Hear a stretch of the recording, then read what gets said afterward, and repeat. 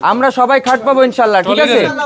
So আমরা তাড়াহুড়া না করি, কেউ যেন আঘাতপ্রাপ্ত না হই, এটা একটু খেয়াল রাখবো আমরা। হ্যাঁ ভাই, আজকের কার্যক্রম হচ্ছে যে হাজী মোহাম্মদ মুহসিন হলের আবাসনের যে সংকট ছিল সেই সংকট নিরসনের জন্য আমরা আমাদের 3 শেডের শিক্ষার্থীরা রাতে যে চৌকিবিহীন ঘুমাতো ফ্লোরিং করে, সেটি আমরা মানে নিরসন করার চেষ্টায় আমরা আজকে 100 খাট প্রোভাইড করছি আর কি হল প্রশাসনের মাধ্যমে, এবং এটি হল সংসদের উদ্যোগে। শিক্ষার্থীদের মনে যেটি জাগছে, আমরা যেটা দেখছি যে শিক্ষার্থীরা আমাদেরকে বলছে তারা উৎসবমুখর পরিবেশে এটা অ্যাকসেপ্ট করছে, এবং এটি আরও যদি বিস্তারিত আপনারা জানতে চান, আমার কাছে মনে হয় যে শিক্ষার্থীদের সরাসরি ইন্টারভিউ নিলে বা কথা নিলে আপনারা বুঝতে পারবেন যে শিক্ষার্থীরা এটা কিভাবে স্বাগত জানাচ্ছে। এতদিন হইল না, এটার অন্যতম একটা বিষয় হচ্ছে যে নির্বাচিত প্রতিনিধি না থাকায় ভয়েস রেইজ করার এবং বৈধ ভয়েস রেইজ করার কোনো মানুষ ছিলেন না, যে কারণে এই কার্যক্রমগুলো আসলে এতদিন হয়ে ওঠেন নাই।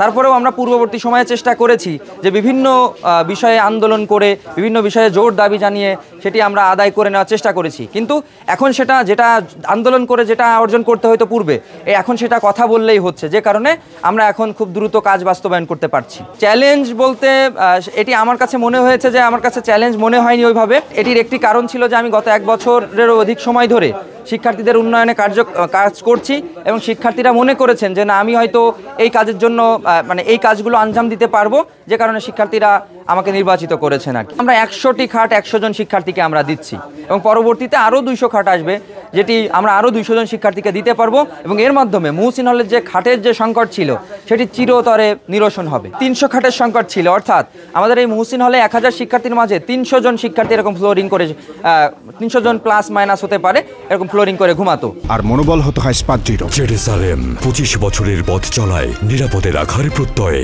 আমরা ক্রমান্বয়ে অনেকগুলো কাজ করছি, ক্যান্টিন নিয়ে কাজ করছি, রিডিং রুম বাস্তবায়ন আমরা করেছি, এবং এর বাইরে আমরা স্কিল ডেভেলপমেন্টের মতো কার্যক্রম আমরা চালাবো। প্রফেশনাল প্রস্তুতির যে জায়গাগুলো রয়েছে, আসলে পেশাগত প্রস্তুতির জন্য শিক্ষার্থীদের যেসব মানে সহযোগিতা দরকার, সেগুলোও আমরা এখানে নিয়ে আসবো। অর্থাৎ একজন শিক্ষার্থীর 4টি ভিশনের আওতায় যে বিষয়গুলো পড়ে, এক হচ্ছে যে তারা প্রথমত তাদের যে শিক্ষাগত উৎকর্ষতা অর্জনে যা যা প্রয়োজন, এবং হাজী মোহাম্মদ মুহসিন হলে এসে তারা যে স্বপ্নের নীড় যেভাবে বানাতে চাইতো, সেটি বানাতে যা যা প্রয়োজন আমরা শিক্ষাগত উৎকর্ষতার জায়গা থেকে সেটি করব। দ্বিতীয় বিষয় হচ্ছে যে সুস্থ এবং মানসম্মত জীবনযাপন করতে যা যা প্রয়োজন সেটি আমরা এখানে আনবো ইনশাআল্লাহ। তৃতীয় বিষয় হচ্ছে শিক্ষার্থীদের শিক্ষাগত দক্ষতা এবং মানে কারিগরিক যে দক্ষতা, এটি উন্নয়নে যা যা প্রয়োজন সেটি আমরা করব। চতুর্থ বিষয় হচ্ছে এর পরবর্তী সময়ে তারা পেশাগত জীবনে যেন ভালো করতে পারে, সেজন্য পেশাগত প্রস্তুতির জায়গা থেকেও অনেক বিষয় আমরা এখানে অ্যারেঞ্জ করব। চৌকি বা খাটগুলোতে যেগুলো টোটালি মানে কাঠের ফ্রেম, সো এগুলো আমরা মানে নিরসন করতে পারছি আলহামদুলিল্লাহ।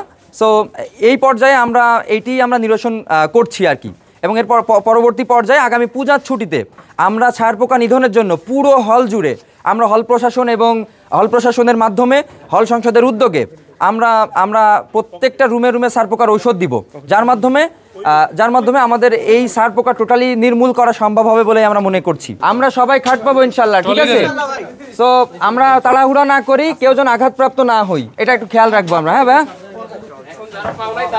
হ্যাঁ, যারা পাও নাই আমার অসংখ্য খাট আছে, তোমাদেরকে আগে দেওয়া হচ্ছে। আজকে যদি ওইটা শেষও হয়ে যায়, কেউ যদি না পাও, নেক্সট আরও 200 খাট আসতেছে।